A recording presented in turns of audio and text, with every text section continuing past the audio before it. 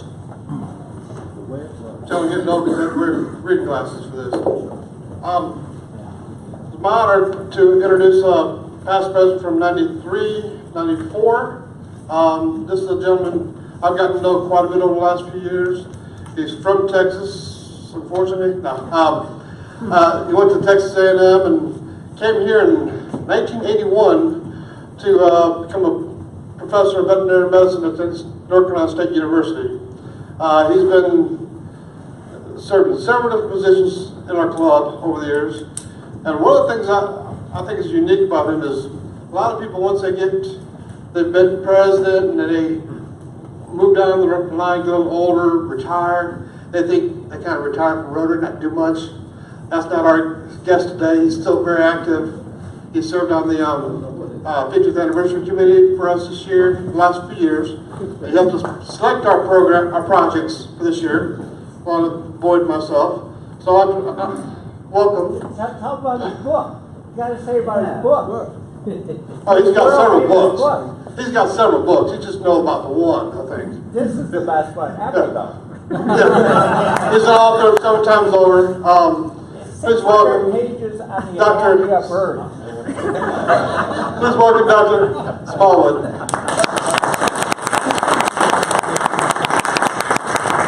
Okay, so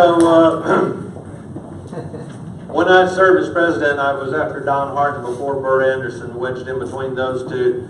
So I served in 1993-94, which I figured is almost 23 years ago that I did this. And I had written at the end of my term, I had written a little thing up for the installation banquet that was my swan song, called Comments, Outgoing President's Comments, June 29th, 1994. Believe in what you do, do what you believe in. That was the Rotary International motto of President Robert Barth for our Rotary year that year. On June 7th, 1993, I wrote every member of our club a personal letter asking each of them two basic questions. One, what things do you believe in that our club should be doing? And number two, what do you want to do to make 1993-94 the best year ever for the Rotary Club of North Raleigh? We had about 90 members at the time, and for my purposes, 35 members had responded to the letter, and with all their individual ideas as to what we should be doing. On July 7th, 1993, I shared with the club a composite of all their comments at our first meeting of that Rotary year. It was what I sort of call the State of the Club address. And I'm sure I shocked some of them when I came up with my own club president motto. Simply stated, Rotary clubs don't do anything. Only Rotarians do things. I asked if any of them were Rotarians because someone was forcing them to be there.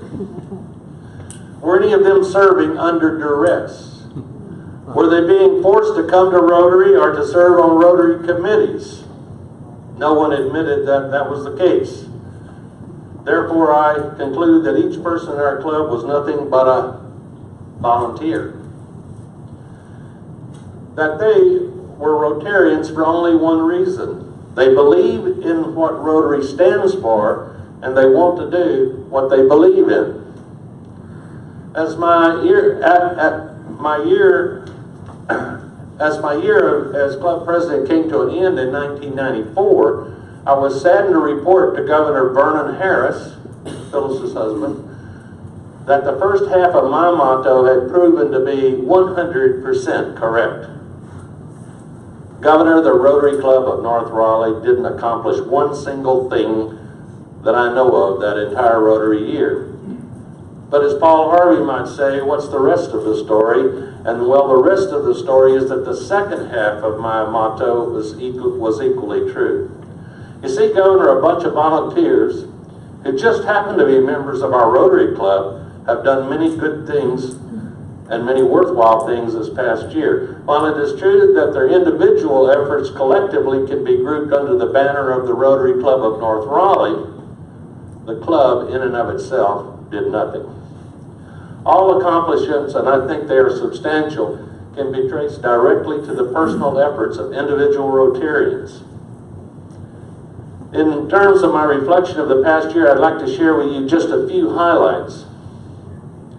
The major highlight of our club for 1993-94 was our commitment to working with the communities and schools of Wake County program to establish the CIS Rotary Academy at Daniels Middle School. Our club took the lead in this major community and vocational service project. We pledged some $4,000 in support of Wake County CIS Rotary Academy, and then we challenged all other Rotary clubs in Wake County to join us to raise approximately $30,000 a year. As of June 1994, the Capital City Club, a club half our size, had already responded with a pledge of $2,000 per year, and at that time we were still anticipating similar support, which we did receive from other clubs. In order to meet our club's significant financial commitment to communities and schools without compromising support for our other worthwhile projects, our club undertook a major fundraiser. On May 25th, 1994, we held our first annual benefit auction at the NCSU Faculty Club, now the University Club. And through the dedicated efforts of many individual Rotarians and spouses, we were able to net $4,250. We learned a lot, we earned a lot, and we even had a good time in the process. Regarding other worthwhile projects, let me mention a few. Thanks to Rotarians, our club awarded 2 Alex Wilson Awards of $100 each. Thanks to Rotarians, we conducted a successful 4-way test essay competition at East Millbrook Middle School. We awarded cash prizes to 3 individuals, and our 4-way test essay winner won 2nd place in district competition. Thanks to Rotarian, our club was privileged to sponsor a youth study exchange student, Ms. Mariana Mussy from Brazil. Thanks to Rotarians, we were able to send 3 students, including Mariana, to the Rotary Youth Leadership Conference, which that year was held in Rocky Mount. Thanks to Rotarians, we had 4 new Paul Harris Fellows. Thanks to Rotarians, 4 of us became Rotary Foundation benefactors. And if you don't know about that program, it's still available. And Bert Anderson was a Rotary Foundation benefactor. I am, and there's several other members of the club. This is a painless way to leave some money to the Rotary Foundation. You'll never miss it, I guarantee. Thanks to Rotarians, we were able to participate in the Salvation Army by ringing the bell, or should I say shaking the cup. They wouldn't let us ring a bell. At the North Hills Mall. Jack Andrews, by the way, was very much the leader on this project. In our 1 week, some 30 volunteers from our club collected $1,334 for the Salvation Army. Let me take just a moment to tell you how your Rotary Club Foundation distributed some $3,745, not including what was mentioned above. Shepherd's Table Soup Kitchen, $250. Wake County Educational Foundation, $500. Frankie Lemon Foundation, $250. Boys and Girls Home of North Carolina, $1,500. Junior Achievement of North Carolina, $100. District 7710 Project Calcutta, $400. So you see, Rotarians and guests, a bunch of volunteers can make a difference. So why didn't you do it? They weren't being forced to. They weren't even getting paid. They were just a bunch of volunteers. The only thing I can figure is that they must have believed in what they did and did what they believed in. And when I inherited the presidency from past President Don Hart last year, it wasn't broken. It didn't need to be fixed. It was a great club then, but I have to believe that through the efforts of many dedicated Rotarians, it's a better club today. Thank you.